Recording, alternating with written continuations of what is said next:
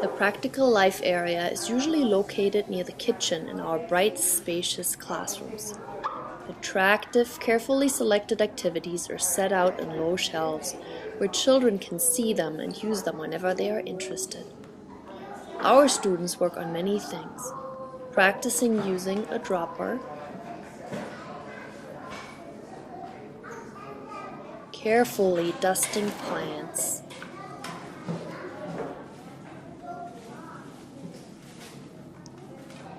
learning about mixing colors, again using a dropper and strengthening the 3 fingers they will need for writing. Practicing pouring water, notice the mat and the little sponge that assists the young man in cleanup.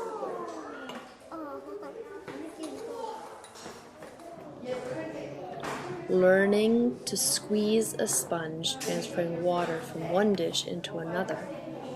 Notice the care and the very clear, deliberate process here.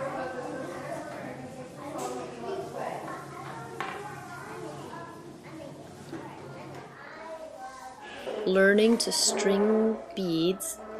Notice how focused the young boy is and how the teacher is carefully observing him and at the same time keeping an eye on the rest of the classroom.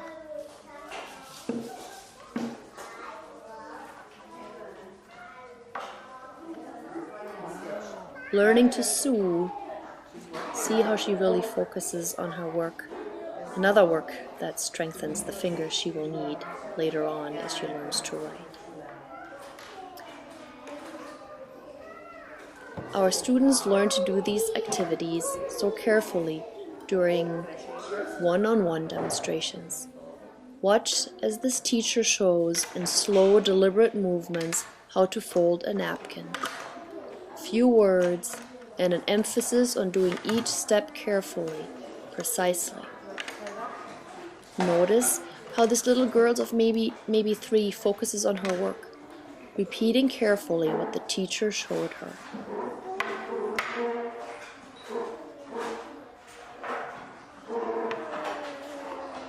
After the teacher left during my visit, she kept at this work, folding napkins and carefully unfolding them and putting them back for a good 15 minutes.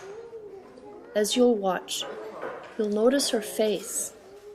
You'll see how she concentrates on her work, and you'll see how she carefully repeats the exact steps that the teacher has shown her. Also watch in the background as other children go about their own work, rolling up their mats, taking works and replacing them. That is typical in a well-run Montessori classroom.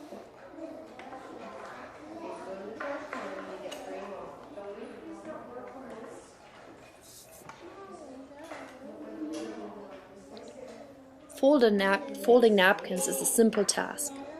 Washing a table in Montessori is a long, multi-step process. Watch here as this boy takes his work from the shelf and puts it on the floor.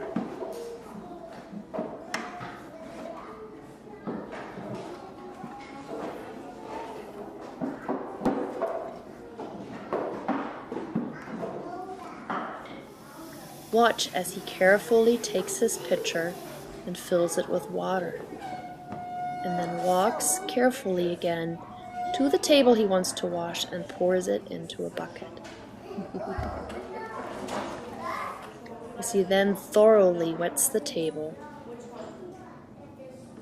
all over, top, all around it, and the sides and the legs.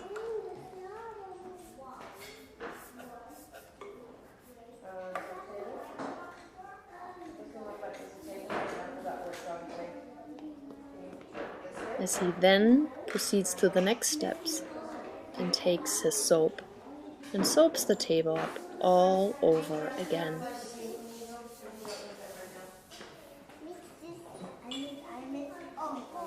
Last, he creates suds, then wipes it up, and at the end, he cleans up his work. This whole process can easily take 30 minutes and takes a lot of concentration. Cleanup in Montessori happens just as carefully as the work itself. Notice how the teacher shows the boy how to dry the dish, and how to put all parts of the work together again on the tray, and how the boy replaces all of it in its proper spot on the shelf. A well-run Montessori classroom is a busy place, a place where children work purposefully, independently, and learn a great deal.